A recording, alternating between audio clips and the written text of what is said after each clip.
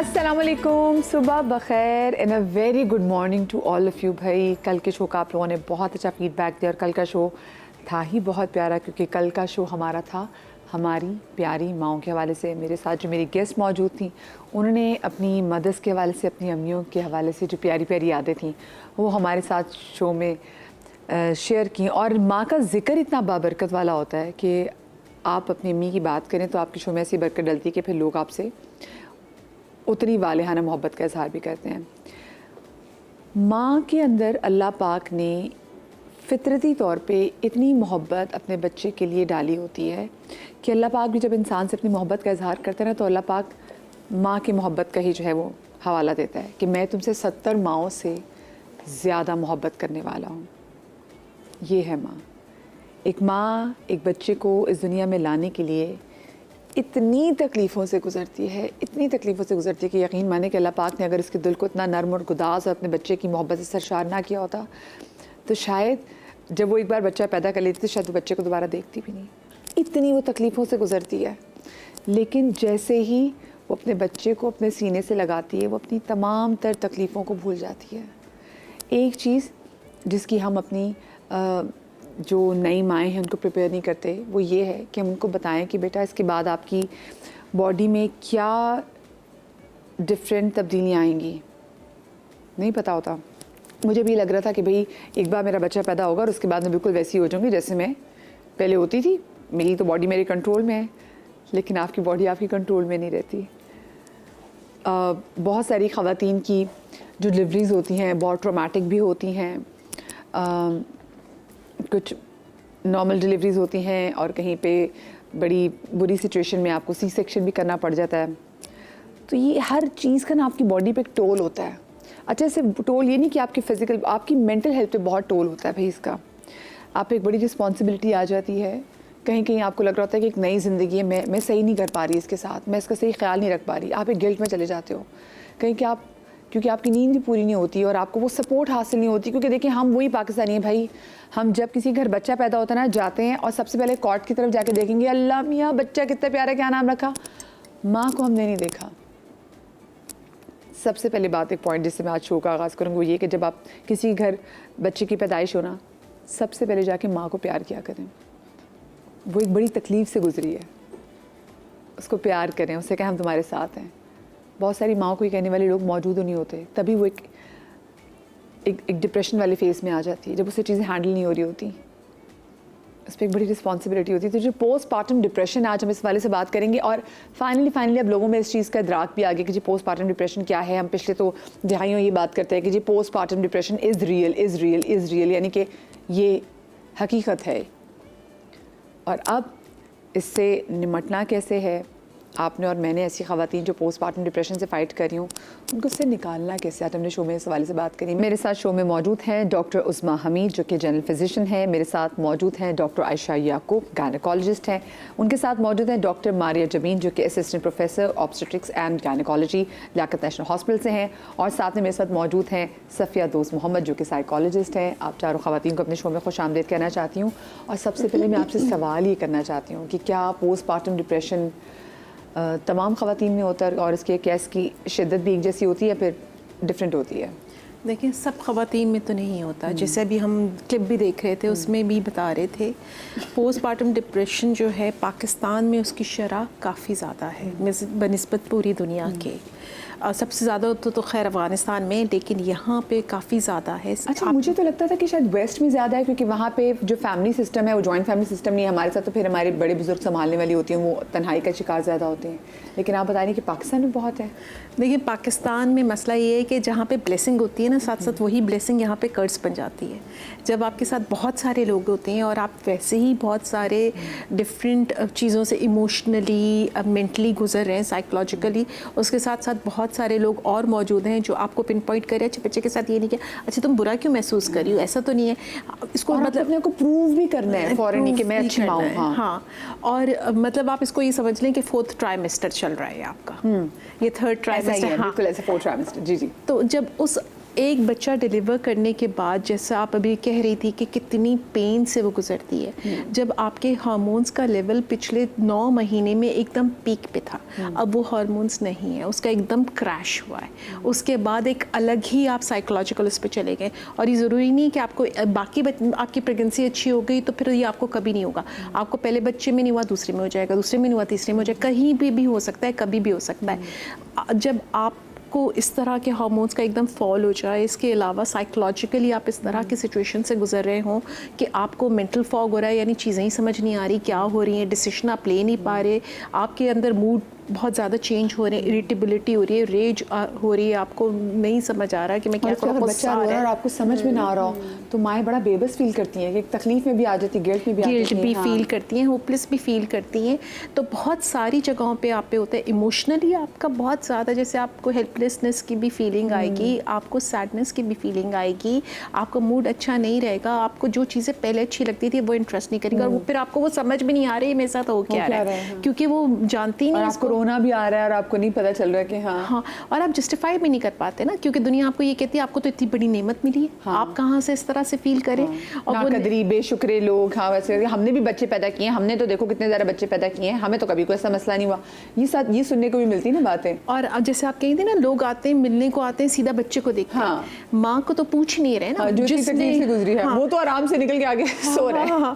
तो वेसल तो वही थी ना, और आपने पूरा एक बच्चा क्रिएट किया अपने अंदर, तो वो इसका मतलब वो आपकी क्या क्या चीज़ें लेके निकला है, तो आपके अंदर तो वो सारा गैप है ना, तो वो तो आपको फील होगा। इसके अलावा आपके जो अंदर इतनी मेजर चेंज आपके अंदर साइकोलॉजिकली, इमोशनली आई है, और जिसके रिजल्ट में आप बिहेवियरली आप नहीं अब देख पा रहे। सबसे बड़ा नींद, जी जी, और फिर दूसरा आप तो काऊ बन गई हैं, तो हर वक्त आपको अवेलेबल होना है उसको फीड करने के लिए, तो मुसलसल बच्चा आपको एग्जॉस्ट ही कर रहा है ना, क्योंकि बाकी आप पे एक रिस्पॉन्सिबिलिटी जो है ना वो बढ़ गई। अच्छा, मैं आप लोगों की लाइव कॉल्स भी शामिल करूंगी। आप लोगों ने अगर पोस्टमार्टम डिप्रेशन, क्योंकि ज़रूरी नहीं कि पोस्टमार्टम डिप्रेशन आपको बच्चा पैदा होने के साथ आपके 4th ट्राइमेस्टर में हो जाए, बहुत से लोगों को लिटरली 1-1.5 साल के बाद भी हिट करता है, and you never know later in life आपको कब जाके वो डिप्रेशन, क्योंकि आप वो अनएड्रेस्ड एक चीज़ आपके अंदर बैठी हुई है ना बॉडी के अंदर, वो एकदम फिर खुल के सामने आ सकती है। डॉक्टर साहिबा, आपको क्या लगता है कि क्या हर औरत को पोस्टमार्टम डिप्रेशन होता है? जो मेरा सवाल इनसे आपसे नहीं मदिया, हर औरत को तो नहीं होता, इसमें फैमिली सपोर्ट बहुत मैटर करती है। देखिए एक औरत इतनी सॉरी आपकी बात काट रही, आप सब लोग भी तो खवातीन हैं, तो आप लोग को पोस्टमार्टम डिप्रेशन हिट किया? अच्छा, अब मैं सोचती हूँ ना, मुझे लगता है कि मुझे अगर मेरी सेकंड प्रेगनेंसी में हुआ था, मैं उस वक्त क्या था, मेरी सेकंड प्रेगनेंसी फौरन ही हो गई थी, मेरी बेटी 8 मंथ्स की थी, मैंने कंसीव कर लिया था। सेकंड, अच्छा मैं वर्किंग वुमेन भी थी, उसको डे केयर भी लेके जा रही हूँ, मुझे चिड़चिड़ाहट होती थी, गुस्सा आ रहा है, चीज़ें मैनेज नहीं हो रही, लेकिन मैं कर रही होती थी। लेकिन अल्हम्दुलिल्लाह मेरे हस्बैंड का साथ मेरे साथ था, तो वो चीज़ें शायद मैनेज हो गई। लेकिन अब मैं रिलेट करती हूँ, शायद मैं उस फेज से गुजरी, और देखिए मैं एजुकेटेड होते हुए उसको अंडरस्टैंड नहीं कर पाई, तो ना मुझे अच्छा मुझे नो टाइम ना, काम भी करें, 2 बच्चे हैं, तो आपको वाकई पता नहीं चल रहा था, कभी लगता है कि मे बी मैं एग्जॉस्ट हूं। मदिया, एक चीज़ जो मेरे अंदर थी ना कि मुझे परफेक्ट दिखना है, वो वाली, ये काम भी हो जाए कि कहीं मुझे ये गिल्ट ना हो कि मैं अगर जॉब पे जा रही हूँ तो मेरे बच्चे कॉम्प्रोमाइज़ करें, मैं अगर ये कर रही हूँ तो मैं हर चीज़ को बड़ा परफेक्शन में लेके, उससे मैंने अपनी सेहत को भी कॉम्प्रोमाइज़ किया चीज़ें।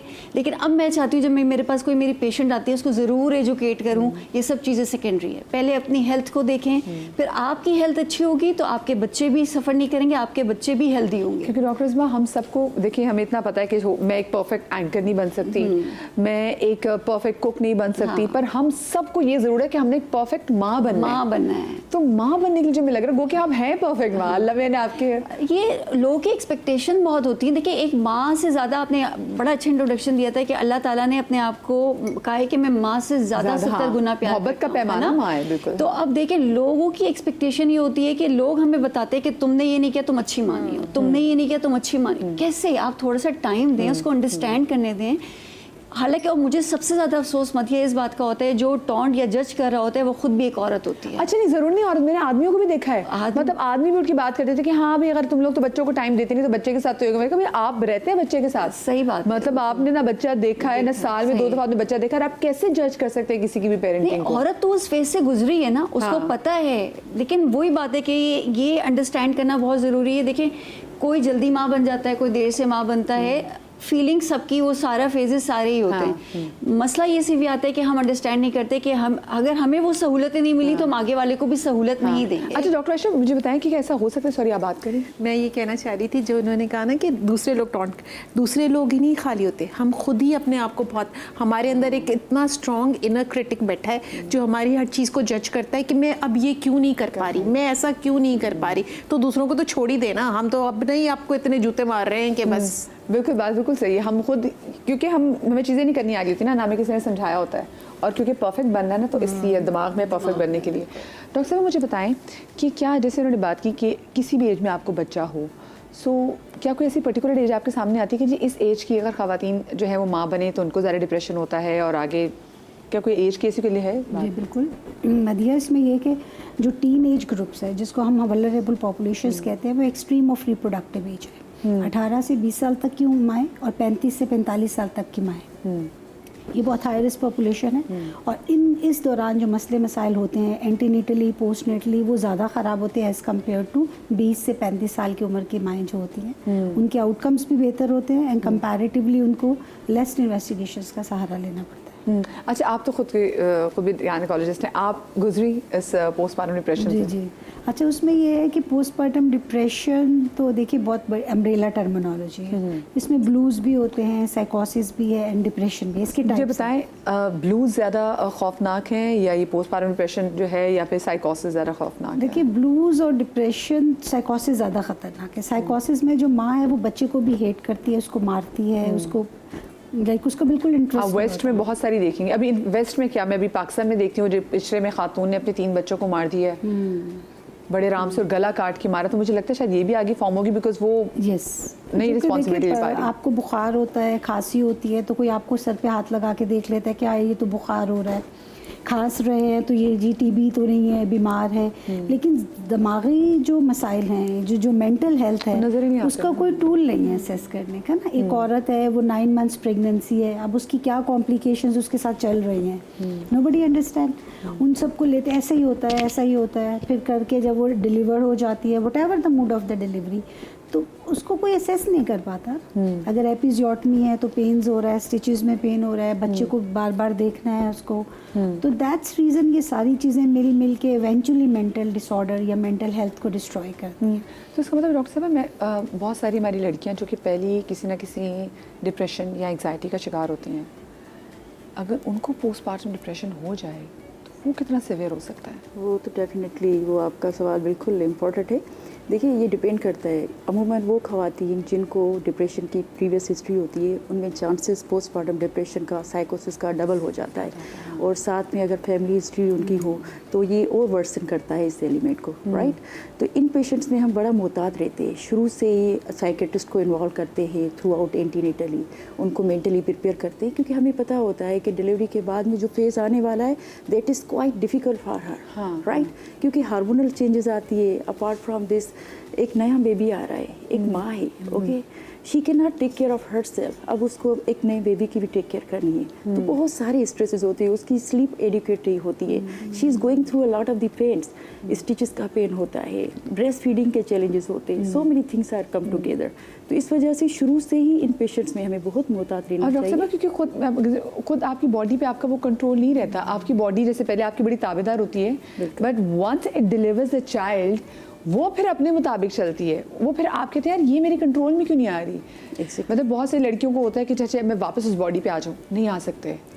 हाँ, मेरे साथ कॉलर मौजूद हैं, उनकी कॉल भी शामिल कर लेते हैं। कुलसूम बहावलपुर से, अस्सलाम वालेकुम। वालेकुम अस्सलाम। जी कुलसूम, क्या पूछना चाहेंगी?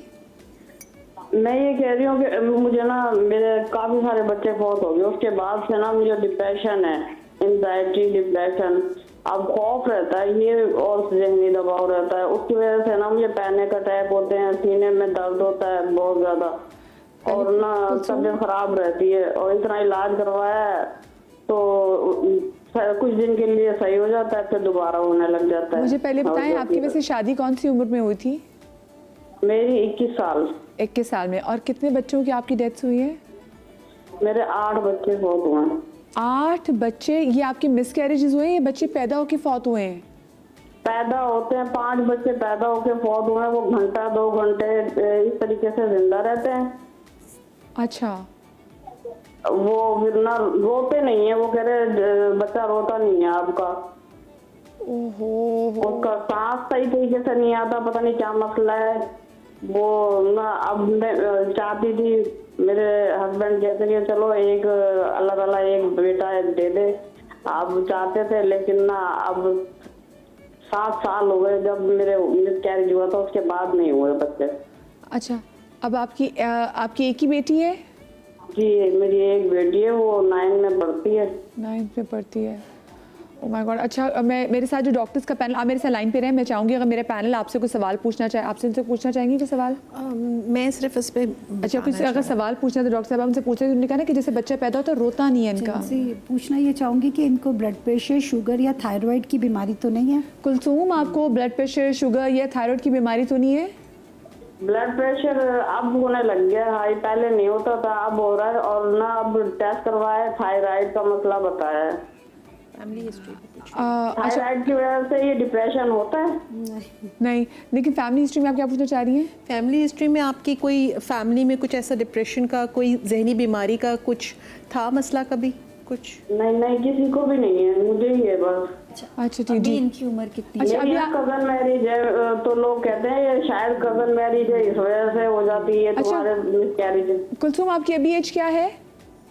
मेरी 42। अच्छा, 42 है अच्छा, आपकी। इनके जितने भी आपके बच्चे जो पैदा हुए हैं उसमें लड़के ज़्यादा फौत हुए हैं या उसमें लड़कियां थी जैसे वो जो फौत हुई हैं? चार बेटियां हुई हैं और 2 बेटे, और बाकी जो है ना वो 3 माह की हो गए, उनका ना पता नहीं था वो क्या है थे। ब्लड ग्रुप वगैरह भी इनका? आपका ब्लड ग्रुप क्या वैसे है कुलसूम? मेरा बी पॉजिटिव। आपका बी पॉजिटिव। आपके हस्बैंड का ब्लड ग्रुप क्या है? उनका नहीं पता मुझे, मेरी उनका जान। शायद ए है। अच्छा, ए, आपका बी पॉजिटिव है तो उनको ए नेगेटिव भी हो सकता है। जी खैर, ये और कुछ सवाल पूछना चाहेंगे ताकि मुझे ब्रेक पे जब वापस आएंगे फिर हम कुलसूम के इस मसले पर डिस्कस करें। एब्नॉर्मल बेबीज हो आपके खानदान में कोई नॉर्मल बेबीज आपका कुलसूम बहुत कोई? अच्छा लगता है, आपका प्रोग्राम बहुत शौक से देखती हूँ मैं, लेकिन ना मैं ये चाहती हूँ जो मेरा मसला है ना ये हल हो जाए। मुझे ना खौफ बहुत ज्यादा रहता है, हर चीज का खौफ रहता है, जरा सा कोई बात कह देता है तो दिल करता है जोर जोर से रोऊं मैं, और ना रोने को दिल चाहता है, और ना बहुत तबीयत खराब हो जाती है, सीने में दर्द शुरू हो जाता है, सांस रुकता है, और ना मैदे का भी प्रॉब्लम हो जाता है, उल्टियाँ शुरू हो जाती हैं मुझे।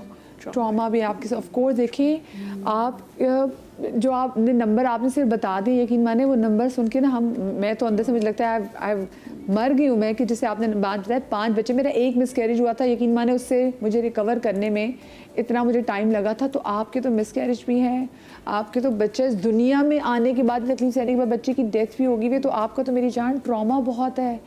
आपको तो प्रॉपर साइकेट्रिस्ट के पास एक बार सवाल से पहले ब्रेक पे जाऊँ, अभी क्या आप कोई और बच्चा भी पैदा करना चाहती हैं आप? जी चाहती हूँ, लेकिन ना अभी मुझे यही खौफ है कि मैं दोबारा करूँगी तो कभी यही ना हो जाए मसला दोबारा। चाहती तो हूँ, कुलसूम, लेकिन ना अभी मुझे बताएं, कभी थेरेपी के लिए गई हैं आप? जी कभी थेरेपी के लिए गई मेरी जान आप कभी? नहीं, थेरेपी के लिए नहीं गई। आपको पता है ज़रूरी थोड़ी है कि हर बंदा जो पागल हो उसको थेरेपी चाहिए। कभी कभी हमारी ज़िंदगी में इतनी प्रॉब्लम्स आ जाती हैं। आपने देखी जो आपने फेस किया ना, आपको तो चाहिए कि आप थेरेपी लें। आप सारे जो भी देखता है ना वो ये कहेगा तुम तो नफ्सियाती हो, जरा सी कोई बात नहीं, आप नफ्सियात नहीं, आप नफ्सियाती नहीं है मेरी जान कुलसूम, आप बिल्कुल नफ्सियाती नहीं। आपने ट्रॉमा इतनी देखी है, आपने गम इतना देखा है, आपकी बॉडी ने इतना फेस किया हुआ है, इतना सफ़र किया हुआ है। और दूसरा एक बात ना, मेरी अम्मी थी ना, उनको कैंसर का मसला था, उनको ना स्किन कैंसर था। तो एक दिन पहले मेरी अम्मी फौत हुई है, दूसरे दिन मेरे मिसकैरेज हो गया, बेटा हो गया फौत हो गया। वो 1.5 घंटा जिंदा रहा था। 2 दिन 2 फौत की देखी ना मैंने, तो फिर जब से मेरी तबीयत इतना संभलने में ही नहीं आई। अब वो इस वजह से तबीयत खराब रहती है। अच्छा कुलसूम, मुझे बताएं कि वो डिफरेंस कितना था हर कंसीव जब आप करती थी, तो कितना डिफरेंस है बच्चों में? वो साल होते थे, साल बाद ही हो जाते साल ये मेरी जान। आप मेरी जान शो देखते रहो, मैं छोटी सी ब्रेक लूंगी। ब्रेक के बाद हम आपके मसले के वाले से बात करेंगे। हो सकता है बहुत सारी खवातीन जो कि कुलसूम जैसी ज़िंदगी गुजार रही हों, उनको भी कोई हल मिल सके छोटी सी ब्रेक के बाद।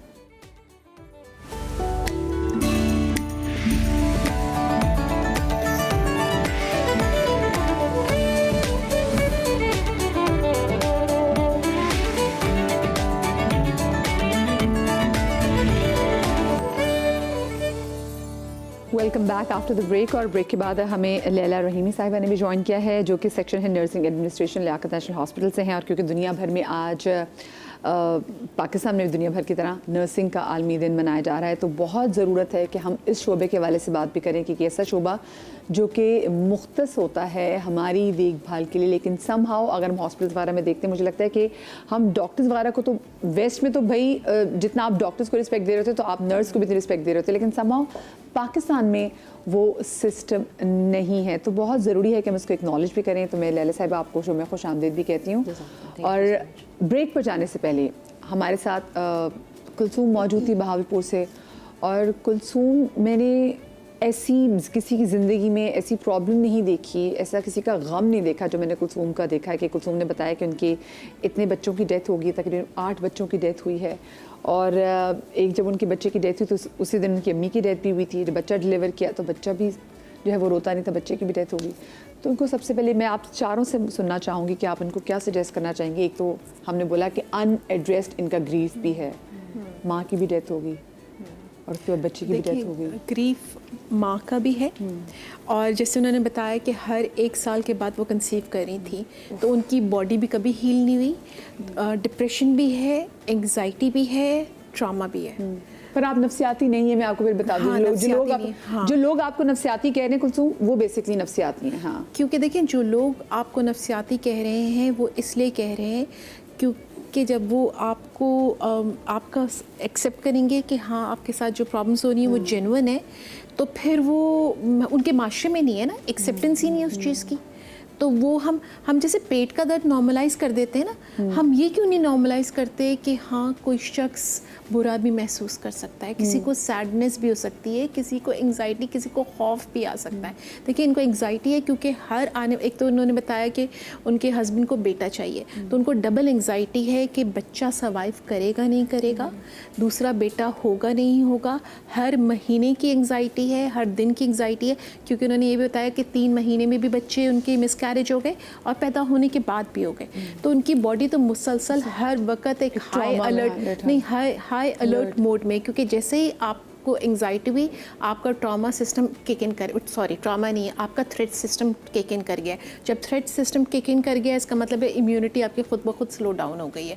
तो आप तो खुद ही एक उसमें हर वक्त शिकार हैं, एक थ्रेट प्रोसेस में चल रही हैं। दूसरा जो आपकी बॉडी में गैप जो भी हो गई थी, कमियां हो गई थी उसकी कंसीव करने की वजह से, फिर आपको साइकोलॉजिकल जो प्रॉब्लम्स चल रहे हैं कि आपका ग्रीफ, देखिए माँ की डेथ हुई, माँ की डेथ बहुत बड़ा एक लॉस होता है, उसके साथ साथ आपका दूसरे ही दिन बच्चे का लॉस हो गया, और वो एक के बाद एक बच्चा। तो उनको तो सबसे पहले ये देखना चाहिए था कि भाई आखिर एक के बाद एक बच्चा अगर हो रहा है लॉस, इसका मतलब है वो वेसल जिसके अंदर बच्चा पैदा हो रहा है और जिसके अंदर बच्चा बड़ा हो रहा है, उस वेसल में ही वीकनेस है। उस वेसल को तो पहले आप मजबूत करें। उनके आसपास के लोगों ने इनका ख्याल नहीं रखा कि एक औरत की ज़िंदगी में इतना कुछ हो गया है, उसका कोई ख्याल करने वाले नहीं। उसको अभी भी डर है कि लोग उसको नफ्सियाती कहेंगे। कि अभी भी उनका क्या कंसर्न है कि मेरा फिर बच्चा हो जाए, वो अपनी सेहत की अभी भी फिक्र नहीं कर रही है। सबसे पहले अगर देखें, एक तो वो 42 हो गई हैं, ठीक है, कोई ऐसा नहीं किसी भी उम्र में हो सकता है, लेकिन हर कहते हैं ना आपकी बॉडी जितनी सेहतमंद होगी, जितनी अच्छी होगी, और जितनी आपकी हर चीज़ की एक एज होती है ना, लेकिन अब वो फिर भी इस चीज़ की ट्राई करी बजाय इसके कि अभी उनकी बेटी है, वो अपनी सेहत का ख्याल रखें, जो हो गया प्रीवियस लॉस हुआ इसको बेहतर करें, तभी तो वो नई चीज़ को कंसीव कर सकेंगी। अगर इसी सूरत हाल पे वो कंसीव कर लेंगी, मुझे बताएं अल्लाह ना करे फिर इसी तरह का मिसहैप हो गया तो एक और ट्रॉमा उनके लिए, और वो मुसलसल इकट्ठा होता जा रहा है। तो वो अब देखें, खुदा ना खासा अल्लाह ना करे इनकी सेहत अगर कॉम्प्रोमाइज़ करती है तो सफ़र कौन करेगा? इनकी बेटी। हाँ, और कॉम्प्रोमाइज़ तो होगी भी उनकी सेहत तो। सॉरी, ट्रॉमा में जो सबसे बड़ी चीज़ होती है ना, अवॉइडेंस होती है। आप उस जगह जाते ही नहीं है जहाँ पे ट्रॉमा है, और यहाँ तो उनके साथ रिपीटेडली उसी सिचुएशन को रिक्रिएट करिए जा रहा है। तो इंट्रूसिव थॉट्स, ये मतलब जो बगैर अनहेल्पफुल थॉट्स है वो मुसलसल चल रही हैं, तो बहुत विशियस साइकिल में फंसी हुई हैं ये तो। और उनको निकालना तो बहुत बहुत ज़रूरी। डॉक्टर साहब, एक तो पहले मुझे ये बताएं, जैसे उन्होंने कहा कि वो डॉक्टर्स कहते हैं कि आपका जो बच्चा पैदा होता है ना, और जो बच्चा पैदा होता है मर जाता है, वो रोता नहीं है। ऐसी क्या चीज़ हो सकती है डॉक्टर साहबा कि या बच्चे को ऑक्सीजन की कमी हो जाती है ड्यूरिंग डिलीवरी प्रोसेस, क्या होता होगा? देखिए, एक तो बात ये कि मुझे ये थोड़ा हिस्ट्री में डेफिसिट है कि इनका जो फर्स्ट बेबी का डेथ हुआ उस वक्त इनकी एज कितनी थी। हिस्ट्री से जो हाँ, चीज़ें तभी तो मैं आपसे कह रही थी डॉक्टर साहब, कुछ सवाल है तुमसे पूछ जी, जी, लें, तो दिस अभी ये वाज द कि एक रीजन। तो फर्स्ट ये रीज़न ये है कि ये नोन केस ऑफ हाइपोथायराइडिज्म है जो कि ये बता रही हैं, तो प्रीवियस प्रेगनेंसीज में हो सकता है कि वो अनडायग्नोज्ड हो, जो मिसकैरेजेस लीड कर रहे हैं। सेकेंड थिंग ये है कि ये इनका जो है 3 मिसकैरेजेस एंड NNDs है। NNDs में कि with in 1 day of life babies का डेथ हो सकता है। उसका मल्टीफैक्टोरियल कॉजेज़ हो सकते हैं, बेबी में कंजेनिटल कोई एनॉमलीज हो सकती हैं, कार्डियक डिफेक्ट्स हो सकते हैं, या मदर को जो मेटाबॉलिक डिसऑर्डर्स हैं लाइक हाइपोथायराइडिज्म, और अभी पता नहीं है कि डायबिटीज़ का भी इनका क्या वर्कअप हो रहा है, उन सबको देखते हुए तो basically this is bad obstetrical history. तो बैड ऑब्स्टेट्रिकल हिस्ट्री को स्टेप बाय स्टेप एवेलुएट करेंगे पहली बात। लेकिन 42 इयर्स की एज में extreme of reproductive age group है, ऑलरेडी ये हाई रिस्क पॉपुलेशन है।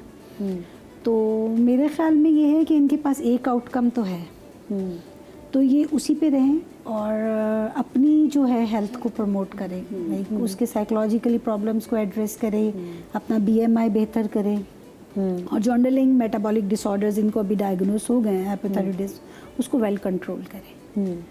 तो हम ये नहीं कहते, किसी की भी विश हो सकती है कि एक आउटकम की, एक हेल्दी आउटकम, मेरा हेल्दी मेल आउटकम की इनकी जो विश है, हम रिस्पेक्ट करते हैं उसकी डेफिनेटली, लेकिन अंडरलाइंग जो कॉजेज़ हैं NNDs के, उसको एवेलुएट करना पड़ेगा। डॉक्टर साहब आप बिल्कुल। अच्छा, इसमें मैं एक चीज़ ये भी पॉइंट एड ऑन करना चाहूँगी। जैसे देखिए कि अगर इनके बच्चे जिस तरीके से पैदा होने के बाद एक्सपायर हो जाते हैं, या रिकरेंट मिसकैरेजेस की जो हिस्ट्री है, इसमें सिर्फ एक माँ का हाथ नहीं होता, फादर की तरफ भी इवोल्यूशन करना ज़रूरी है। बिल्कुल। मोस्ट ऑफ द टाइम ऐसे केसेस होते हैं जिसमें बेसिक रीज़न ही फादर होता है। जी right? जी जी बिल्कुल। तो इस कपल को फिलवक्त जो है एजुकेशन की बड़ी नीड है। We have to educate them, we have to counsel them, right. इनको प्रॉपर एवोल्यूशन की ज़रूरत है, और मैं ज़रूर डॉक्टर साहिबा की इस बात को सेकंड करूँगी कि इस एज पीरियड में बजाय इसके कि एक और बच्चा करना है, इसको ये हमें काउंसिल करना है कि इस वक्त इनकी सेहत कितना मैटर करती है, उसकी क्या सिग्निफिकेंस है। तो I think the couple requires the proper counselling, और उनको प्रॉपर उनकी हिस्ट्री को इवोल्यूट किया जाए, and then we just go for the other options. मेरी जान कुलसूम, डॉक्टर्स भी जैसे ये कह रहे हैं कि आपको और आपके मियाँ को प्रॉपर जो है काउंसलिंग की ज़रूरत है। और मैं फिर आपसे कहूँगी कि देखिए, आप नफ्सियाती नहीं हैं, आपने इतनी ज़िंदगी में अपने लॉसेस देख लिए हैं, और ऐसे ऐसे इरिप्लेसेबल लॉस जो है ना, कि आपकी बॉडी ने टोल भी लिया है, और आपका गम भी जो है ना, वो आप गम ज़रूरी नहीं कि हम सोच रहे हैं, गम आपकी बॉडी में भी जाके ना पॉकेट्स बना के बैठ जाता है। छोटे छोटे सेल्स भी जो हमारे जब गमगीन हो जाते हैं, जब हमारे साथ कोई बहुत बड़ा ज़िंदगी में सानिया होता है, तो आपने तो इतनी चीज़ें देखी हैं। सो आपको आपके मियाँ को डॉक्टर को दिखाने की ज़रूरत है, और ज़रूरी नहीं है कि बॉडी में दर्द हो तो डॉक्टर को दिखाना है। बहुत सारी ऐसी प्रॉब्लम्स जो हैं जो कि रिजॉल्व ना हुई हों, जो ग्रीफ आपने एड्रेस ना किया हो, तो मेरी जान उसके लिए भी आपको साइकेट्रिस्ट के पास जाना है, ट्रॉमा थेरेपिस्ट के पास जाना है, ताकि वो आपको इन तमाम तो चीज़ों से निकाल सके। कि आप ठीक नहीं होंगी ना, वो जो आपकी अल्लाह मियाँ ने आपको एक औलाद दी ना, आपकी बेटी, आप उसके लिए हेल्दी माँ नहीं बन सकेंगी, आप उसके लिए डाउन रहेंगी, आप बीमार रहेंगी, आपको कुछ हो गया तो उसको कौन देखने वाला होगा। तो आपने ना अपनी उस बेटी के लिए अपने आप को ठीक करना है, ये बहुत आपके लिए ज़रूरी है। क्योंकि मैं ये जो बात कर रही हूँ, इसमें जैसे हमारी कुलसूम है और ऐसी बहुत सारी माएँ जो कि मिसकैरेजेस से भी गुजरी हुई हैं, और ऐसी जो स्टिल बर्थ से भी गुजरी हुई हैं, तो ये एक ऐसी चीज़ होती है कि औरत कभी इस चीज़ को भूल नहीं सकती। और जो हमारी जो नर्सिंग का जो वैसे मैं बात कर ली थी, जो हमारा ये सेगमेंट आ जाता है, डॉक्टर्स तो फिर बाद में आते हैं। अगर आप हॉस्पिटल में एंटर हो, आपको इमरजेंसी में हो, सबसे पहले जो आपकी वाइटल्स कौन चेक करने के लिए आएगी? नर्स। आपकी सिचुएशन में एंटर आई नर्स, तो जो पहला जो आपका इंटरेक्शन है वो नर्सेस के साथ होता है। अब वो नर्स आपको कितना अच्छा डील कर रही है ना, वहाँ आधा तो आपका मैं कहती हूँ कि जो मर्ज है वहीं कवर हो जाता है। तो ये जो आप लोगों की जो फील्ड है, ये बड़ी सवाले से मुश्किल भी है और बड़ी डिफरेंट भी है। आपने ऐसे कितने केसेस देखे हैं अपने पूरे तजर्बे में जो लाइफ आपने गुजारी है? बेसिकली व्हाट हैपन कि जब माएँ आती हैं ना, तो उस वक्त हम सिर्फ एक पेशेंट के साथ नहीं डील कर रहे होते हैं, we have to deal with 2 lifes. Life जिसने अब तक पैदा नहीं हुई है, एंटीनेटल फेज में जब ये आती हैं, so they carrying 2 life in within them, ठीक है ना, वो उनके अंदर एक ज़िंदगी पल रही होती है। माँ से जो एंटीनेटल फेज़ है वहीं से हम फॉलो करते हैं। जब पेशेंट हमारे पास आते हैं लेबर पेन पे, वो मरहला थोड़ा डिफ़िकल्ट होता है मरीज़ के लिए, फैमिली के लिए, लेकिन सबसे ज़्यादा उस माँ के लिए जो उस बच्चे को जन्म देने वाली होती है। उस वक्त उनका जो साइकोलॉजिकल फैक्टर सपोर्ट होता है, दैट्स वेरी इंपॉर्टेंट। तो nurses midwives both. These are two different things. क्योंकि इंटरनेशनल नर्सेज डे के हवाले से बात की तो international nurses and midwifery day है. जी जी जी. सो मिडवाइफ प्लेज अ वेरी असल में मैंने कहा पाकिस्तान में मिडवाइफ्स यहाँ पे तो तस्वुर नहीं है. वेस्ट में आप यूके में बहुत देखेंगे मिडवाइफ्स जो हैं through out pregnancy they come and visit you even after the baby वो आते हैं आपको विजिट करते हैं. लेकिन समहाउ पाकिस्तान में ये कल्चर नहीं है. वेस्ट में तो बहुत देखते हैं ये कल्चर हर जगह. प्रॉब्लली आई थिंक 100% कवरेज नहीं होगा लेकिन to certain extent yes we have this facility. I think AQU में भी है, हमारे पास लियाकत नेशनल में भी है. There are other hospitals who are having this facility कि मिडवाइफ उनको देखती है, उनके प्रॉब्लम्स को समझ सकती है.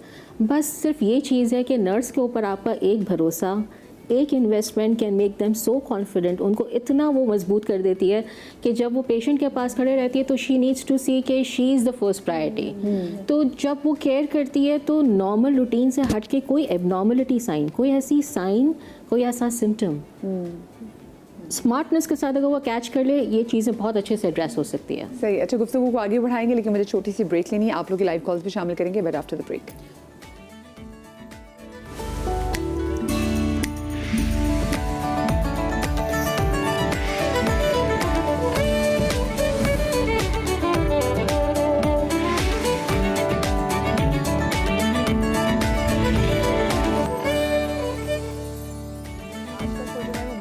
ज़रूर देखें. ये ना होना कि मर्द हज़रात के भी अच्छा मदिया तो आज पोस्टमार्टम डिप्रेशन की बात करें, हमने कौन सा बच्चा डिलीवर करना है तो हमारा तो आज का टॉपिक ही नहीं है. बल्कि आपको पता है पोस्टमार्टम डिप्रेशन इसलिए भी होता है क्योंकि जो बंदे हैं वो अगर ना देख पा रहे हो कि उनकी बीवी किस स्ट्रगल से गुजर रही है, और तो वो जो माँ है जो बिल्कुल नई माँ बनी है वो बहुत खुद को तनहा महसूस करती है. क्योंकि देखिए सिर्फ ये नहीं है कि आपकी बॉडी में चेंजेस हैं, आपको बच्चे को जो फीड कराना होता है कभी कभी उस पेशेंट की वजह से बच्चों को फीड नहीं करा पा रही होती. और सिर्फ अगर मैं कहती हूँ आपके जो हस्बैंड ही है वो आपके साथ अच्छा कॉपरेट करे. तो इसलिए जितने भी मर्द हज़रात मेरे भाई मुझे देख रहे हैं ना, आपने टस से मस नहीं होना. और अगर आपकी बीवी एक्सपेक्ट कर रही है तो प्लीज़ कुछ बातें सुन लें मेरे शो में, ताकि आपकी बीवी की हेल्थ जो है ना वो आगे जाके कॉम्प्रोमाइज़ ना हो, मेंटल हेल्थ. और आपको पता है कि कहीं कहीं पोस्टमार्टम डिप्रेशन की वजह से माँ और बच्चे का भी जो रिलेशनशिप है बड़ा मुतासर होता है. वो बेचारी नहीं उसके साथ वो कर पा रही होती है और इसके बस में नहीं होता. तो ये कौन इसको देख सकता है? वो आप ही देख सकते हैं. ये जो वो सासें जो कि अपनी बहुओं के साथ गायनेकोलॉजिस्ट के पास ज़रूर जा रही होती हैं सब चीज़ें देखने के लिए, तो जब उसका बच्चा पैदा होता है तो आप तब भी जितनी जिम्मेदारी उस वक्त ले ली होती है ना, आप तब भी उतनी जिम्मेदारी अब भी दिखाया करें, बड़ा ज़रूरी है. अच्छा, कहाँ अलामात क्या होती हैं? क्योंकि बहुत सारे लोग नहीं समझ पा रहे थे कि उनको पोस्टमार्टम डिप्रेशन की तरफ जा रहे हैं. और मर्द हज़रात हस्बैंड्स को कहाँ पे बाकी खड़ा हो जाना चाहिए कि नहीं भी हाँ हम साथ खड़े हैं? देखिए अलामात में सबसे पहले इमोशनली अगर देख लें तो उनको अगर सैडनेस फील, या हम डिप्रेशन की बात करें, अगर उनको उदासी फील हो रही है, अगर उनको नमनेस फील हो रही है कि कुछ महसूस ही नहीं कर पा रही, जो चीज़ें वो इन्जॉय करती थी अब वो इन्जॉय नहीं कर पा रही. क्योंकि हम इस वक्त बात करें जब हम पोस्टमार्टम डिप्रेशन कहते हैं तो है ये मेजर डिप्रेशन की एक क्लासिफिकेशन, एक अलग से डिसऑर्डर नहीं, उसकी क्लासिफिकेशन है. तो जो जो चीज़ें हम डिप्रेशन में महसूस करते हैं, कि हम उदासी महसूस करते हैं कि जो चीज़ें हमें पहले अच्छी लगती थी वो अच्छी नहीं लगती, यहाँ पर एक और चीज़ आ जाती है कि नमनेस भी महसूस होता है. आपको कुछ महसूस ही नहीं हो रहा, मेंटली आपको एक तरह से मेंटल फॉग आ जाता है, आपको बहुत ज़्यादा इंट्रूसिव थॉट्स आती है. मतलब बैठे बैठे अजीब अजीब किस्म की सोचें आने लगेंगी, अनहेल्पफुल सोचें आने शुरू हो जाएंगी. बिहेवियरली आपका दिल नहीं चाहेगा वो काम करने का, आपको अपने बच्चे को देखने का दिल नहीं चाहेगा, उसको प्यार करने का. अभी ले जाओ, मैं अभी नहीं देख सकती. हाँ, तो ये बेबी ब्लूज से फ़र्क है. बेबी ब्लूज से इस तरह फ़र्क है, बेबी ब्लूज 2 हफ्ते में सही हो जाते हैं. डिप्रेशन लंबा करता है. और जैसा आपने बिल्कुल शुरू में कहा था कि ज़रूरी नहीं है आपको फ़ौरन ही हो जाए, 4 महीने बाद, 6 महीने बाद भी हो सकता है. अगर आप उसको एड्रेस नहीं करते हैं, आप नहीं जाते, जैसे आपको जो फर्स्ट पॉइंट ऑफ कांटेक्ट होगा वो आपकी गायनेकोलॉजिस्ट होगी, वो आपका हस्बैंड है, वो आपकी मदर इन लॉ है, अगर वो उसको इन्फॉर्मेशन है, आपका डॉक्टर है जो आपको फिर आगे गाइड करेगा कि थेरेपी ले लें या किसी चीज़ पे चले जाएं.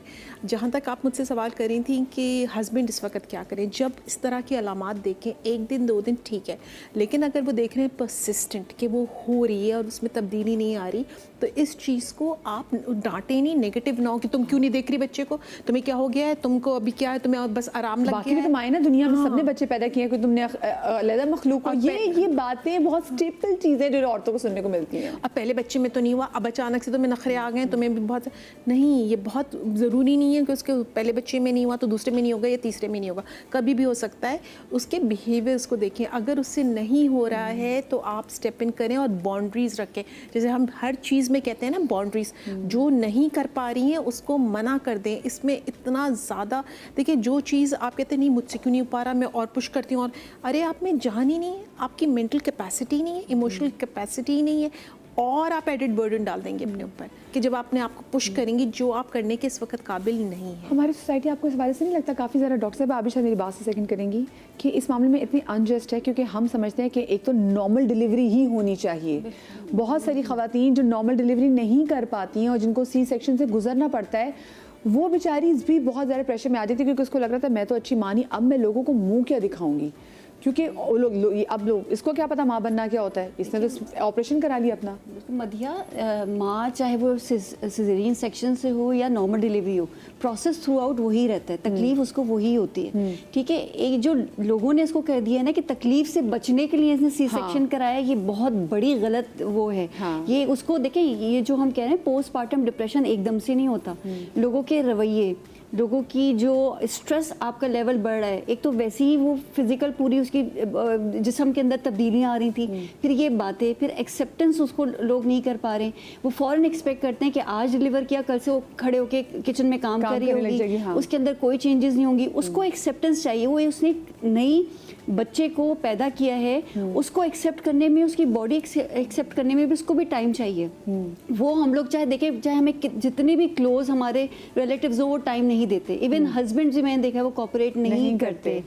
अगर husband through out the pregnancy साथ रहें, क्योंकि बच्चा हस्बैंड का भी है, ठीक है, पैटर्निटी लीव होनी चाहिए, पाकिस्तान में होना चाहिए, लेकिन हाँ, तो आप उसकी मदद करें उसको। और दूसरा, हस्बैंड या घर के जो लोग हैं सबसे ज़्यादा पिक वही करेंगे कि इसका बिहेवियर नॉर्मल नहीं है। हमें ये एड्रेस करना चाहिए। पहले तो ऐसी नहीं थी, एकदम से तब्दीली आई है। पहले तो इतनी जैसे एक्साइटमेंट में औरतें बड़ी प्रेगनेंसी की तैयारियां भी कर रही होती हैं, सब कर रही होती हैं, एकदम से ऑल ऑफ सडन उनके अंदर चेंजेस आ जाती हैं, उनका बच्चा अच्छा नहीं लग रहा होता, वो जैसे अब डॉक्टर साहब ने कहा कि दिलचस्पी नहीं ले रही है कामों में, सोचों में गुम पड़ी हैं, उदास हैं, बात बात पे रोना शुरू कर दिया, चिड़चिड़ाहट है। अब ये देखिए नॉर्मल नहीं है। अगर ये एक बंदा बार बार उस औरत को हो रहा है, तो मेरे ख्याल से आदमी को टाइम निकालिए, क्योंकि उसको उसकी बच्चे की केयर करनी है, उसको डॉक्टर को ज़रूर दिखाना चाहिए। बहुत सारी जगहों पे तो ऐसा होता है कि क्योंकि औरत, हमारा मुआशरा ऐसा ना कि आपको बेटा चाहिए होता है, और अगर आपको पता हो कि आपकी पहली बेटी और फिर आपकी बेटी होगी, तो मुझे लगता है कि उस वक्त भी फिर वो ऐसा अगर कोई डिप्रेशन होता है तो और ज़्यादा हिट करता होगा, क्योंकि औरत को लगता होगा कि I am not good enough. बल्कि ऐसा नहीं है, अगर आप साइंस देखें तो साइंस में आपका इसमें कोई कसूर नहीं है, वो आपके बंदे का कसूर है।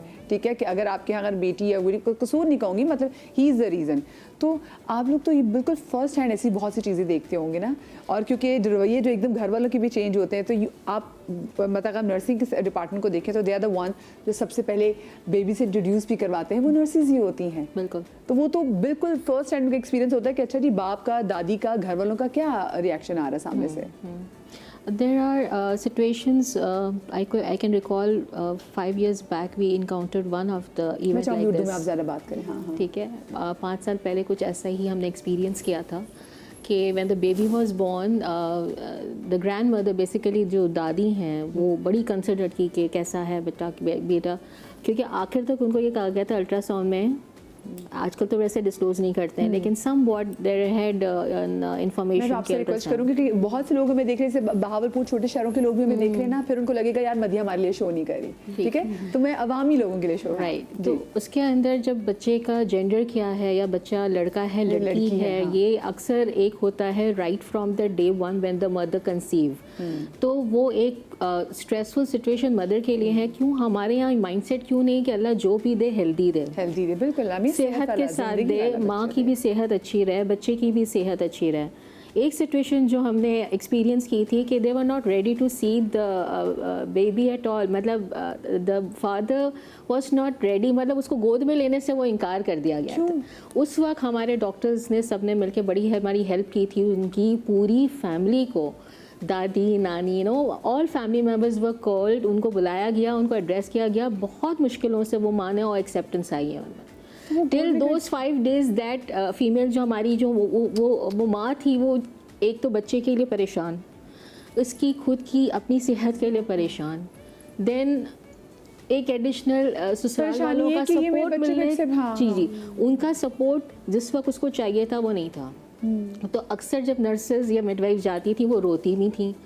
तो बीइंग उस वक्त हम मैनेजर्स थे, now I am chief, right. तो राउंड्स पे कभी हम जाते हैं तो हम उनसे पूछते हैं how they are feeling, what they are doing, they need our help some और द वे, कि आप फैमिली से हम आपकी बात करें कुछ ऐसा। तो हम कभी जाते हैं तो हम माँ, दादी, नानी, बहन, फुप्पू, खाला, all of these people they come and visit.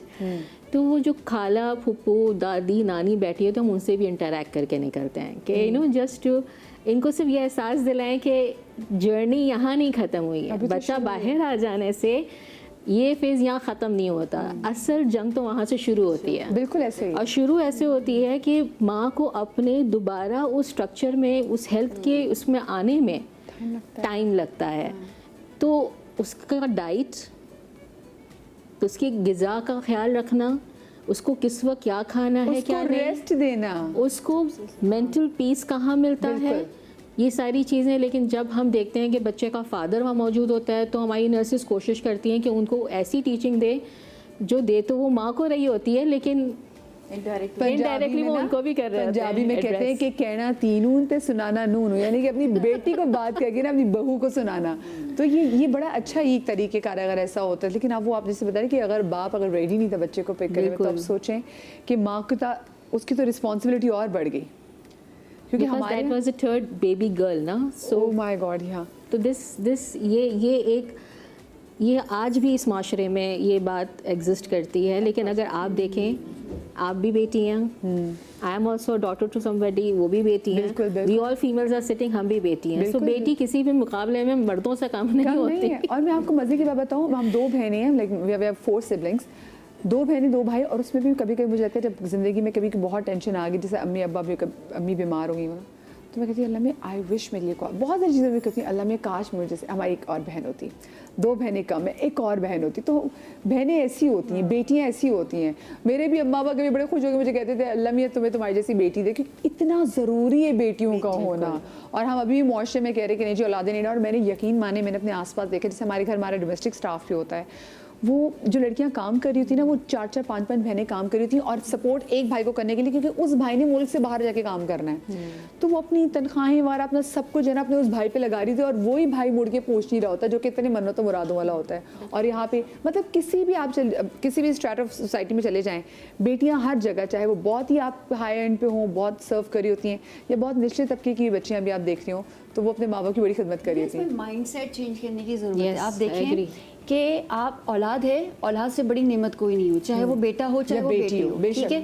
तो लोग के जहन में जो है ना, आप देखिए कोई नया कपल किसी के घर विजिट करता है तो यही होता है कब आपके बेटा हो रहा है। हाँ। कभी भी कोई ये नहीं कहेगा अल्लाह में सेहतमंद औलाद। सवाल है, आपकी भी 2 बेटी हैं माशाल्लाह, I am really proud of लोगों को। जैसे वैसे लोग किसी बात पे खुश नहीं होते, मेरा बेटा चलो एक बेटी पैदा कर लो, चलो फैमिली पूरी हो जाएगी। अरे भाई मुझे पता थोड़ी क्या आपको, तो मैं बेटा होगा। मदिया मेरी बेटी जो है ना माशाल्लाह, तो उस हमारे सामने जो एक आंटी थी, उसको मुझसे जब मिलती थी बेटा कब कर रही हो आप, यकीन भाई का बच्ची भाई कब आ रहा है। तो मेरी बेटी को इतना बुरा लगा, उसने पूरा एक आर्टिकल उस पर लिख दिया और उसने मुझे कहा आप उनको बोलती क्यों नहीं है कि आप जो है हम क्या किसी से कम है। और उसने पूरा एक आर्टिकल लिखा, उसका आर्टिकल पब्लिश्ड हुआ है। वाओ। तो मतलब मैं मेरे हस्बैंड और मैं, हम दोनों बहुत प्राउड करते हैं अल्हम्दुलिल्लाह, औलाद है, सेहतमंद है, और हम उसको वो हर चीज़ सहूलत है। अल्लाह मियां ने जब रसूल पाक को बेटी दी, जब अल्लाह ने कहा हमने तुम्हें कौसर अता की, बात ही खत्म हो जाती है। नहीं, और जो माँ बाप भी कह रहे हैं ना, जब बुढ़ापा आएगा ना वो फिर यही कहेंगे बेटियाँ बेटियाँ बेटियाँ। अच्छा देखिए, हम ये माँ बाप, मुझे लगता है को कहते हैं कि भाई के लिए दुआ करो, बेटियों को कहते हैं कि अल्लाह मियां हमें बेटा आपको भाई दे। हाँ बिल्कुल। अब यानी कि उसमें अभी से हम चीजें डाल रहे हैं। हम लोग की एक्सपेक्टेशन है कि बुढ़ापे में जो सहारा बनेगा ना वो बेटा बनेगा। वो ऐसा तो ये कि हम अपना खुद ही सेहत का ख्याल रखें कि बुढ़ापे में हमें किसी की जरूरत ही ना पेश आए। ठीक है, बात अच्छी की आपने। दूसरा ये है कि आपने सहारा बनना है ना, अपनी बेटी भी सहारा बन सकती है और आपका बेटा भी सहारा बन सकता है। बस वही बात है, हमने अपनी सेहत का ख्याल रखें कि हमें किसी की सहारे की ना हो। ओल्ड होम्स में जाके देखें तो जो माओ को छोड़ के आए होते हैं ना, वो बेटे ही होते हैं। वो कहती है एक ही बेटा था मेरा, 6 कुड़ियां थी, मैंने तो मेरी एक ही मुंडा सी, तो मुंडा मैंने छड़ के चला गया। लोग बता रहे होते हैं। बिल्कुल बिल्कुल ऐसे बता रहे थे। बेटे अच्छे भी होते हैं, ऐसी बात नहीं। हाँ नहीं, हम वो बात नहीं करनी चाहिए। नहीं, यानी कि हम ये बात नहीं कह रहे कि बेटे बुरे नहीं, हम ये कह रहे हैं कि जिन बेटियों के कि आप वो कर रहे हैं ना, तो वो बेटियां ही कल कला कहते हैं अभी हम पोस्टमार्टम डिप्रेशन पे बात कर रहे हैं। देखिए मेजॉरिटी औरतें जैसे मेरे पास भी आती ना, डॉक्टर साहब मुझे बताएं कि मेरी जो अब आने वाला होगा वो बेटा होगा या नहीं होगा, उसको पूरा थ्रू आउट द प्रेगनेंसी वो उस स्ट्रेस में, उस दबाव में रहती है कि आने वाला बच्चा, उसको खुशी इस बात की नहीं है वो ये होगा। सबसे पहले आप इसको इंडोर्स इस बात से एग्री करेंगे, सबसे पहले आँख जब खुलती है बेटा हुआ है या बेटी हुई है, आप सोचिए उसको स्ट्रेस कितना है, उसको होश नहीं होगा, पेन का कुछ नहीं होगा, उसको सिर्फ जहन में क्या होगा कि क्या हुआ है। आप देखिए उसके बाद जब उसको बेटा होता है ना, वो एक गहरी नींद में चली जाती है, और जब बेटी होती है वो यकीन करें वो एक शॉक की हालत में चली जाती है। मैंने खुद लाइव देखी है ये चीज़ें देखी है। मैं आपको बात बताऊं, मेरी अपनी बड़ी बहन माशाल्लाह से शी हैज़ 3 डॉटर्स, उसके बड़े बेटा हुआ तो उसकी डेथ हो गई। तो जब उसकी तीसरी बेटी पैदा हुई है ना, तो मुझसे ख़ानदान में कोई थे उसके, तो उन्होंने पूछा, बल्कि मेरी बहन के 6 मंथ में बेबी जल्दी पैदा हो गई, तो उन्होंने पूछा कि मैं बहुत रो रही थी, मेरी बहन की तबीयत ठीक नहीं थी, और तो मुझे था कि मैं किसी तरीके से फ्लाई करके उसके पास चली जाऊँ। तो मुझे उसकी किसी बहुत करीबी ने फ़ोन करके पूछा क्या हुआ, अच्छा बताओ कि बेबी क्या है, बेबी क्या है। तो मैंने कहा माशाल्लाह से बेबी गर्ल है, लेकिन अभी ना इंक्यूबेटर में है। एक खामोशी सी, ये मैं बता रही जो पढ़े लिखे लोग हैं, एक खामोशी सी। तो अच्छा चलो ठीक है। अब वो आगे तो मुझे हुआ कि आगे पूछो माँ कैसी है, माँ ठीक है, जिससे 6 मंथ में जाके बच्चे को डिलीवर किया है, और वो बच्ची जो 6 मंथ में पैदा इस दुनिया में आ गई है, वो बात मुझे ऐसे सीरियस लगी। मैंने कहा यार हम कितनी लोगों को एजुकेट करें बेटियों पे, मतलब बड़ा मुश्किल है। और खुद ही जिन्होंने खामोशी तारी की वो खुद एक औरत थी, वो खुद एक बेटी थी। सबसे ज़्यादा मुझे अफसोस इस बात का होता है मदिया, बस जो आदमी करते होंगे मुझे उसका आइडिया नहीं, लेकिन जो औरत, क्योंकि खुद एक औरत है, देखिए पैदा करने वाली भी औरत है, आप इसको सोचें, अगर औरतें नहीं होंगी तो ये अल्लाह ताला ने एक औरत को भी एक बहुत बड़ा मकाम दिया है कि अंडरस्टैंड क्यों नहीं करते लोग, मतलब जितनी औरत के अंदर एम्पैथी है, वो जितनी सेंसिटिव है, अगर ये औरतें ना हो तो यकीन माने सब एक दूसरे को नोच के खा जाए। और मतलब औलाद को कौन पाले, मुझे बताएं। बंदों में अक्सर देखती हूँ, अब वो जो हम पोस्टमार्टम डिप्रेशन में एक चीज़ होती है ना कि जब औरत खुद मेंटली फिट नहीं होती और उसके ऊपर एक और जिम्मेदारी होती है, उसको पता है यार मैं am I good enough for the child, क्या मैं पूरी चीज़ इसकी कर लूँ। क्योंकि जब हम बंदों की बात करें, मैंने देखा मैं पूरा अगर एक दिन जो है वो ऑफिस में अगर मेरे रिकॉर्डिंग्स हो कुछ ऐसी जो ईद के शोज़ में, तो जब मैं घर जाती हूँ ना तो मेरा बच्चा मुझसे बात नहीं करता और मुझे भी गिल्ट होता है, मैं कितनी बुरी माँ हूँ ना, मैं कितनी बुरी माँ हूँ। उसको गो के मैं उसको कैमरे से देख रही होंगी। हस्बैंड आपके वो कोई टूर करके आ जाए, वो महीना ना हो, उनके अंदर वो गिल्ट नहीं होता, ठीक है, उनके अंदर वो चीज़ नहीं, वो माँ के अंदर ही है। अल्लाह मेरे, तो इसलिए सबसे माँ को ये भी होता है, उसको ये डर होता है पता नहीं मैं रिस्पॉन्सिबिलिटी पूरी कर सकूँ या ना कर सकूँ। अच्छा ये बात जो मैंने से कल थी, आपको क्या सामने से अलामात क्या पहले नज़र आ जाती हैं कि क्या पता चल सकता है कि ड्यूरिंग प्रेगनेंसी भी आप बता सकते हो कि हाँ इनको प्रॉब्लम हो सकती है, कि ऐसी कुछ चीज़ें होती हैं जो बता सकते हैं कि जो कि इनको बाद में पोस्टमार्टम डिप्रेशन हो सकता है ड्यूरिंग प्रेगनेंसी, अलामात होती हैं। अच्छा वो क्या होती है? आजकल बहुत कॉमन प्रॉब्लम है जिसको PCOD का प्रॉब्लम हम गर्ल्स में कह रहे हैं, हार्मोनल इम्बैलेंस है। तो hormonal imbalance definitely mental health पे भी तो काम करता है। कोर्स बिल्कुल। अभी यही जो पॉलीसिस्टिक ओवरीज, जो PCOD का कॉमन आपने सुना हुआ, ये लड़कियों की जब शादियां हो जाती हैं, फिर जब ये प्रेग्नेंट होती हैं, तो इनके तो पहले से हार्मोन्स ख़राब थे, फिर ये ट्रीटमेंट से कंसीव करती हैं, फिर जब यही प्रेगनेंसी आगे जाती है तो डर होता है कि ये बच्चा ज़ाया ना हो जाए, तो फिर डॉक्टर्स डिफरेंट किस्म के इंजेक्शंस लगाते हैं, गोलियाँ देते हैं, क्योंकि हम तो बेस कर रहे होते हैं ना कि बस बच्चा खैरियत से पैदा आ जाए।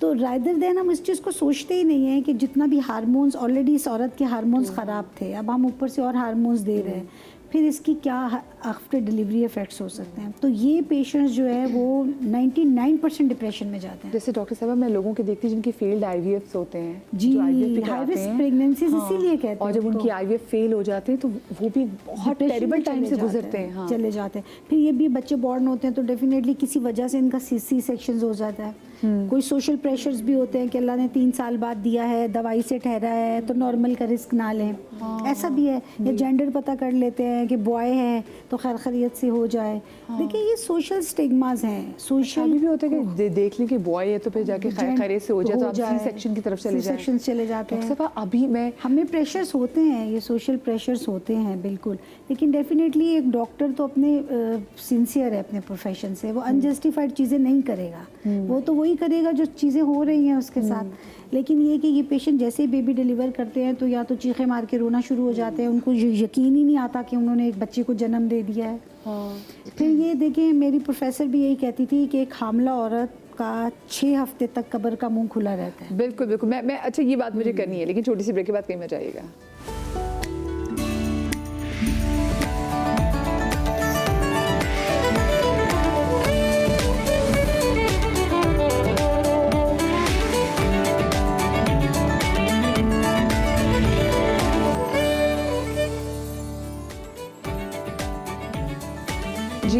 Back after the break. आज क्योंकि हम पोस्टमार्टम डिप्रेशन के हवाले से बात कर रहे हैं और डिप्रेशन भी होती है और एग्जाइटी भी होती है और इसमें बड़ा फ़र्क भी होता है, ये हम सफ़ेदी से पूछेंगे भी।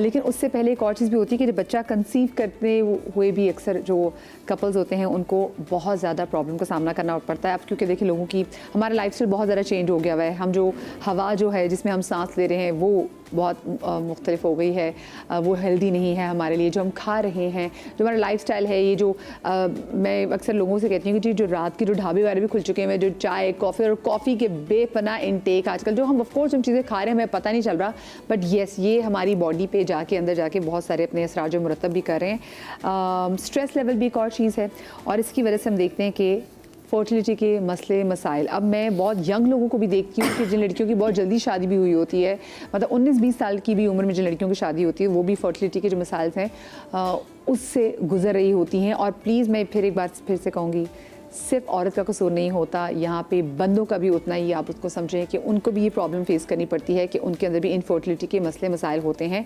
और इसी वाले से बात करने के लिए डॉक्टर मोहम्मद इमरान साहब ने हमें ज्वाइन किया है, जो कि कंसल्टेंट फर्टिलिटी स्पेशलिस्ट हैं, MBBS FRC लंदन से हैं, हमारे साथ मौजूद। अस्सलाम वालेकुम सर। डॉक्टर साहब आपको खुश आमदीद कहना चाहूँगी। डॉक्टर साहब सबसे पहले तो मुझे बताएं ये इनफर्टिलिटी के अब इतने केसेस क्यों बढ़ते चले जा रहे हैं, हमने पहले तो इतने नहीं सुने थे। Very good question. Basically Pakistan में जो इनफर्टिलिटी के बेसिक रीज़न में वो जो हमारी डाइट जो जैसा कि भी आपने जिक्र किया कि चाय कॉफ़ी और चिकन, स्पेशली मैं चिकन को फोकस करना चाहूँगा, मेन रीज़न है हमारे पास इनफर्टिलिटी के हार्मोन इंजेक्टेड जो चिकन खा रहे हैं। और सबसे अहम चीज़ मैं आपकी तवज्जो से चाहूँगा पाकिस्तान में बताना कि मैं जो IVF के पूरे पाकिस्तान में पेशेंट डील करता हूँ जो इनफर्टिलिटी के आते हैं, अगर आप मुझसे पूछें कि जी आप 100 पेशेंट अगर पर मंथ देखते हैं रेशो के हिसाब से तो कितने % कपल में मेल का मसला होता है और कितने % फीमेल का, तो मेरा जवाब होगा कि 80% मेल प्रॉब्लम है। Thank you so much doctor साहब for saying this on television, on national television. और बीइंग अ मैन ये बात कहते हुए, क्योंकि हम अक्सर जब बात करते हैं ना तो हमारी लड़की के इलाज 1000 होते हैं, बंदे को कोई क्वेश्चन करने वाला भी नहीं होता। जी, उसकी वजह भी मैं थोड़ा सा क्लियर करना चाहूँगा कि पता चल जाए आपको, तो उससे थोड़ा सा अवेयरनेस आ जाए पब्लिक में। वो ये कि जब भी खवातीन को कोई मतलब इनफर्टिलिटी की वजह होती है वो जाती है सबसे पहले वो अटेम्प्ट करती है गायनेकोलॉजिस्ट पर। Gynaecologist only for ladies, gynae के डिपार्टमेंट और तो वो तक के मैंने जो गुजरा है कि वो मेल को बिल्कुल चेक नहीं करते। वो उनको वहाँ पर एक कॉन्सेप्ट है कि जी बेबी नहीं हो रहा तो बस यही है, इसको पकड़ लो। तो बेसिकली वो उनको ऐसी मेडिसिन दी लेती है लेट्रोजोल क्लोमेट टाइप की, जैसे काफ़ी इमेज ड्रॉप हो जाता है उनका। लेकिन जो रीज़न है बेसिकली वो आपको दोनों में से हस्बैंड का ज़्यादा है आज के दौर में, सबसे ज़्यादा हस्बैंड का। तो मैं आपसे यही कहूँगा कि तमाम गायनेकोलॉजिस्ट से कि जब भी कोई कपल इनफर्टिलिटी के लिए आपके पास आए तो दोनों को चेक करें। जी अच्छा, और बंदों में क्या रीज़न है, आप क्या देख रहे हैं उनमें इनफर्टिलिटी की? स्मोकिंग बहुत ज़्यादा, एक तो स्ट्रेस लेवल और सबसे ज़्यादा स्मोकिंग का बहुत ज़्यादा किरदार है। सेकंड फिर वो हमारा जो वो खाना जो आजकल अच्छा नहीं खा पा रहे, स्पेशली मैं फिर रिपीट करूँगा, this is chicken is not healthy for. उसका रीज़न फिर आपको काफ़ी आगे जाके पता चलता है। बचपन से अम्मा चिकन खिला रही हैं, उसका वो 16 साल 20 साल के अब वो रिजल्ट आने शुरू हो गए कि जी अब इनफर्टिलिटी में फिर रिपीट करूँगा 80% जो मेल है वो जो इनफर्टिलिटी में उनका किरदार है। सही डॉक्टर साहब, और साथ में ये भी कि मैंने एक जगह भी पढ़ा था और मेरे शो में भी डिस्कस हुआ था कि जैसे अगर हम लैपटॉप वालों की आजकल IT से रिलेटेड बहुत हमारी जॉब्स है सारी कंप्यूटर रिलेटेड, तो उसमें भी होता है कि आप इवन कि ख़वातीन के लिए भी यही है कि हम क्योंकि गोद में रख के अपना जो है ना बिल्कुल भी हमें अपने iPad जो या लैपटॉप है उसको इस्तेमाल नहीं करना चाहिए। This is both for main and women, both उनके लिए है कि क्योंकि आपको नहीं पता कि आप किन रेस से जो है ना वो डील करें। तो डॉक्टर साहब क्या अब ये IVF के थ्रू कितने % चांसेस है कि कपल अच्छा कंसीव कर सकता है? वैसे अगर देखा जाए तो डिपेंड करता है उनकी एज क्या है, बेसिकली सबसे ज़्यादा उनकी एज का है। और अगर कोई फीमेल में थोड़ी सी कॉम्प्लिकेशन ज़्यादा होती है अगर हम IVF पे जाते हैं। IVF तब होता है जब फीमेल का इशू हो, ICSI हम तब करते हैं जब मेल का इशू हो। तो मेजोरिटी ICSI होता है तो इजीली कंसीव कर लेती हैं। लेकिन IVF में अगर कोई एज फैक्टर उसका 45 है तो अभी जो लेटेस्ट मैंने पाकिस्तान में इंट्रोड्यूस कराया जैसे AI असिस्टेड अब सॉफ्टवेयर आ गया जो हमें डिसाइड करते हैं, डिसीजन करते हैं। अब तक में हमारा जो इस टाइम चल रहा है वो 70 to 80% रेशो है। AI यहाँ पे भी आ गया वो यहाँ पे असिस्ट कर रहे हैं आपको जी। वो गाइडलाइन देता है कि ये एम्ब्रियो हेल्दी बन गया, सीमन ये वाला हेल्दी है, बजाय इस माइक्रोस्कोप से हम देखें बिलियन की तादाद में से वो डिसाइड जल्दी कर लेता है। तो अभी वो AI का दौर लाजमत है, उसमें काफ़ी हद तक बढ़ गया रेशो। IVF सबसे तब 70 to 80% सक्सेस है हम। और जेंडर सिलेक्शन भी है कि आप बेबी भी चॉइस कर सकते हैं कि लड़का होना चाहिए कि लड़की होनी चाहिए। बिल्कुल। अभी मैं और यूजुअली इसमें ज़्यादा लोग मुझे बताएंगे लड़का आपकी बात मैं सुन रहा था जब मैं वो सामने बैठा था, तब आपने जिक्र किया था लोग लड़कियों पर। तो वाकई मेरी पाकिस्तान में मैंने ये देखा कि मेरे पूरे कैरियर के अंदर मेरे ख्याल में 1 से 2 बार हुआ है किसी ने आगे कहा हो कि हमें लड़की के लिए डॉक्टर साहब हम आए, वरना किसी के लिए नहीं आए, सब लड़कों चाहिए। और जो हमारा जो पॉलिसी है वो यही है कि जी अगर आपका फर्स्ट बेबी है तो वो आपको जेंडर सिलेक्शन पे बेबी बॉय मैं तो नहीं देता हूँ। आपको बेबी कंसीव करना अल्लाह पे छोड़ दीजिए, मर्जी से करना तो फर्स्ट बेबी पे तो बिल्कुल पॉलिसी नहीं है, उससे माशरा ख़राब हो जाएगा। क्योंकि हर दूसरी सॉरी टू से आप खवातीन नहीं है कि खवातीन को ही शौक होता है जी हमारे लड़का होना चाहिए, अब वो सास की शक्ल में हो या किसी और शक्ल में हो, फैमिली में नहीं, मतलब और भी कि जी वो हमें चाहिए तो लड़का ही चाहिए, हम तो इसके लिए है। तो फिर माशरा कई खवातीन भी उसमें बराबर की शरीक है लड़कों के उसमें। बिल्कुल सही। मुझे बताएं डॉक्टर साहब, बहुत सारे लोग जो आईवीएफ के थ्रू अपना वो कंसीव करते हैं तो कहीं ना कहीं ये भी होता है कि, और उसमें मैंने देखा है चांसेस होते हैं ट्विंस होने के। जी जी, ट्विंस के ट्रिपलेट्स के बिल्कुल चांसेस होते हैं। अभी हुए भी हमारे ट्रिपलेट हुए अभी जनवरी में, इसी 2026 में ट्रिपलेट हुए हमारी फैमिली, लड़का ने की पेशेंट थी हमारी, ट्रिपलेट हुए उनके। डॉक्टर साहब अगर आईवीएफ फेल हो जाए, जैसे हम पहले ही बात करते हैं कि फेल्ड आईवीएफ के ना फिर बहुत जो रिपोर्शंस होते हैं जो आपकी मेंटल हेल्थ पे भी वो बड़े एक्सट्रीम किस्म के होते हैं। जी जी होता है, बट उसका तरीका कार क्या है, एक तो पहले से उनकी काउंसलिंग की गई होती है और फिर आईवीएफ को ना लोग समझते हैं कि एक ही प्रोसीजर है, वो हो गया या नहीं हो गया, ऐसा बिल्कुल भी नहीं है। हाँ। दुनिया में जो आईवीएफ है वो उस तरीका कार क्या होता है कि उसके जब भी किसी फीमेल का अब जब आईवीएफ होता है तो उसके एम्ब्रियोज बना के रख दिए जाते हैं, 5-6 जितने भी हो, 2-2 करके ट्रांसफर करते हैं, एक साइकिल पर नहीं हो, अगले पे अगले, इस तरह करके होता है। 1 साइकिल पे तो आईवीएफ दुनिया में कहीं नहीं है, तो ये पाकिस्तान में थोड़ी प्रैक्टिस में देखता हूँ, बाकी है नहीं इस तरह से। 2 से 3 अटेम्प्ट देते हैं तो इट विल बी सक्सेसफुल। मुझे बताइए जो एग्स फ्रीज कराने का जो प्रोसेस होता है कि वो डॉक्टर साहब क्या आप वो सजेस्ट करते हैं कि बहुत सारी अब तो खैर ऑफ कोर्स लड़कियां काम भी कर रही हैं, तो वो कहते हैं जी आप अपनी यंग एज में अपने एग्स फ्रीज करा लें और उसके बाद फिर जाके जब आपकी जब शादी और आपने कंसीव करना तो फिर वो। जी बिल्कुल है, ऐसा पॉसिबिलिटी है, हम भी करते तो है, लेकिन रिकमेंडेशन नहीं है, इसलिए कि शादी अपने टाइम से ही होनी चाहिए, जो कुदरत ने जो टाइम रखा है ना उससे बेस्ट तरीका कोई नहीं है। आप डॉक्टर्स के नज़दीक ये जो आपने क्वेश्चन रेज किया मैं बोलूँगी कि ये बिल्कुल इस तरीके से होता है। लेस देन 35 इयर्स एज में अगर कोई भी अपना एग फ्रोज़न करवा रहा है या एम्ब्रियो फ्रोज़न करवा रहा है तो उससे फ़ायदा ये मिलता है कि क्रोमोसोमल एबनॉर्मलिटीज़ कम होती है, अपार्ट फ्रॉम दिस मिसकैरेज का रेट कम हो जाता है। तो आइडियल स्टैंडर्ड ट्रीटमेंट यही होती है। पेशेंट्स को ये काउंसिल करना ज़रूरी है कि if they are planning for the pregnancy later on like in advance age, working people है राइट, नहीं करना चाह रही अभी, तो that's better, go for now एक प्रिजर्वेशन। ये अवेयरनेस होना मैंडेटरी है क्योंकि आफ्टर दैट आफ्टर 35 इयर्स ज़्यादातर यही पेशेंट्स होते हैं जिनका आईवीएफ सक्सेसफुल नहीं होता। इसको प्रैक्टिस नहीं बनाए कि हम एग फ्रीज करवा लेंगे। देखिए बहुत सारे लोगों की हर किस्म की मजबूरियां होती है, किसी की शादी नहीं हो रही क्योंकि ये अल्लाह ताला के हाथ में है। ठीक है, अगर आपको लगता है कि आपकी एज बढ़ रही है, अगेन क्रोमोसोम हर क्लास अफोर्ड नहीं कर सकती, हर क्लास अफोर्ड नहीं कर सकती, तो हमारा यहाँ पे बैठ के एक जो सबको एक मैसेज जाना चाहिए वो ये है कि हमने ये प्रैक्टिस नहीं करनी कि फ्रीज करवा लिए तो हम जाके इसको वो कर लेंगे। हाँ, आपकी कोई मजबूरी हो गई, कोई हेल्थ इश्यूज हैं, आपको लग रहा है कि शादी एज अप्रोप्रिएट पे नहीं हुई, तो हम ये कर सकते हैं ताकि हमें आगे चल के कोई मसले मसाइल ना हो। लेकिन अगर हम सिर्फ ये कर ले कि हम शादी जान पूछ के डिले करेंगे, सिर्फ हम करेंगे, देखिए उसमें चीज़ें होती हैं। देखिए एक हर चीज़ की अल्लाह ताला ने उम्र बनाई है, अगर उस पर हो जाएगा तो अगर एक 20-25 साल की लड़की कंसीव करती है और एक 18 साल की करती है और एक 35 साल की करती है, उसमें बहुत डिफरेंस होता है, हेल्थ डिफरेंस होता है। उसकी जो अपनी ख्याल रखने का तरीका, बेबी के ख्याल रखने का तरीका बहुत डिफरेंस आ जाता है, और मेंटल हेल्थ भी जो है ना बिल्कुल। तो आपने इस चीज़ को बस प्रैक्टिस नहीं करनी, हमारे पास ऑप्शन है, इस ऑप्शन को हम अवेल कर सकते हैं, बस ये सोच के हम करेंगे। स्पेशल केस में अवेल करें इसको, इसलिए नहीं करेंगे जब डिजीज भी हो जाती है ना, कोई ओवेरियन ऐसी डिजीजेज होती हैं जो कैंसर्स होते हैं, तो उसमें हमें वो कैंसर्स निकालना होता है। तो अगर हम ओवरीज निकाल दें तो वो औरत फ्यूचर में माँ नहीं बन सकती, तो हम उस सूरत में ये एक ऑप्शन होता है कि हम उनके एग्स लेके फ्रीज कर लेते हैं, फिर उनका कैंसर ट्रीट हो जाता है, फिर कैंसर ट्रीट के बाद वो बच्चा जब करना चाहते हैं तो वो हम उससे आईवीएफ कर या बिल्कुल इसी में मैं ये अर्ज करूंगा कि बिल्कुल स्पेशल केसेस में है, लेकिन माशरे को भी देखना कि ऐसे ना प्रैक्टिस बन जाएगा, नहीं जी शादी 40 में करेंगे जाके एग फ्रीज करा लेते हैं। लेकिन हमारे सोसाइटी में लड़की वैसे भी 18 साल की जब होती है तो कहती है शादी कब होगी, लेकिन हाँ लड़कियों को खुद आजकल मैं देखती हूँ कि लड़कियां कहती है हमने शादी नहीं करनी, हम ऐसे हम आराम से जॉब करेंगे, अपना करियर बनाएंगे। तो जहाँ पे अगर लड़कियों को लगता है कि जी उन्होंने अभी करनी है, जॉब करनी है,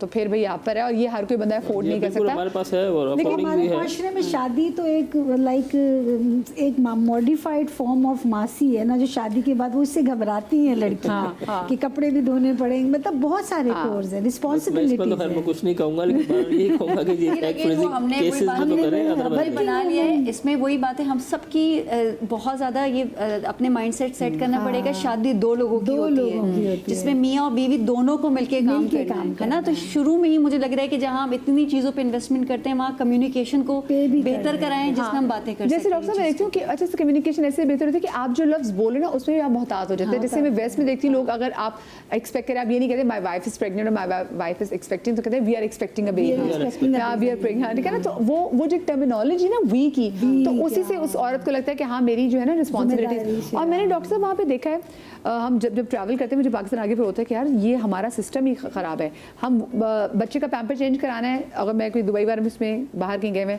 तो मैं अगर नहीं करा सकी तो मेरे हस्बैंड अपने वॉशरूम में लेके उसकी चीज़ें करा दी चेंज, ठीक है। वहाँ पे बना हुआ है प्रॉपर बेबी बोर्ड बना हुआ है। हमारे यहाँ पाकिस्तान में जेंट्स ये है, कराची में एक है, कराची में एक है। अभी बहुत ज़रूरी है कि वहाँ पे एक मॉल, हाँ ठीक है ना, नाम ले सी तो खैर उसमें कि वहाँ बंदों के वॉशरूम में, ठीक है, और ख़वातीन के तो वॉशरूम में होते हो। तो मेरे ख्याल से ना यहाँ पर इस चीज़ को नॉर्मलाइज भी करना चाहिए। जैसे मेरा बच्चा छोटा था तो मेरी मियाँ कोई 3 महीने के बच्चे को फीडर लेके एयरपोर्ट पे बैठे पिला रहे, तो लोग कहते हैं हाँ फीडर पिला रहे बच्चे की माँ किधर है।